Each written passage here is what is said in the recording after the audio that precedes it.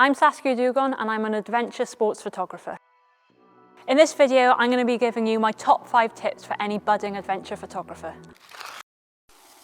We all find beauty in photography, but I find action sports the most thrilling subject to photograph. Shooting the perfect shot definitely comes with its challenges, but there's a bunch of things to consider to give you the best chance possible. There's a lot of photography kit out there to choose from, and I know it can be massively overwhelming, but that shouldn't put you off because you can get some great shots even with an iPhone. So here are my top 5 tips to improve your adventure photography. Tip number 1 would be to play around with light and see how it affects your photo. One really fun way of doing this would be to have your subject stand in the middle and you walk around them and take either multiple photos or a video to see how the light changes across their face. Tip number 2 would be to play around with perspective. A fun way to do this with either an iPhone or a camera is use a fixed focal length and move closer and further away from your subject to learn the difference it can make.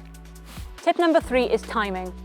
Good action sports photography is all about nailing that timing, and it's crucial to understand the sport that you're shooting in order to know where you need to be and when.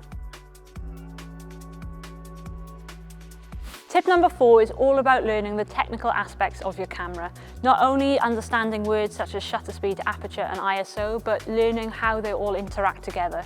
You don't have to have a professional level camera to do this. There are apps out there on the iPhone in order to try this at home. Tip 5 is about practice, and you guessed it, more practice. There isn't any shortcut to becoming a professional level photographer. It all comes down to experience and time spent behind the lens. I hope this video has given you some insight into my passion and some advice on how you can nail that perfect shot. For loads more tips and tricks and adventure content, please don't forget to subscribe and hit that like button.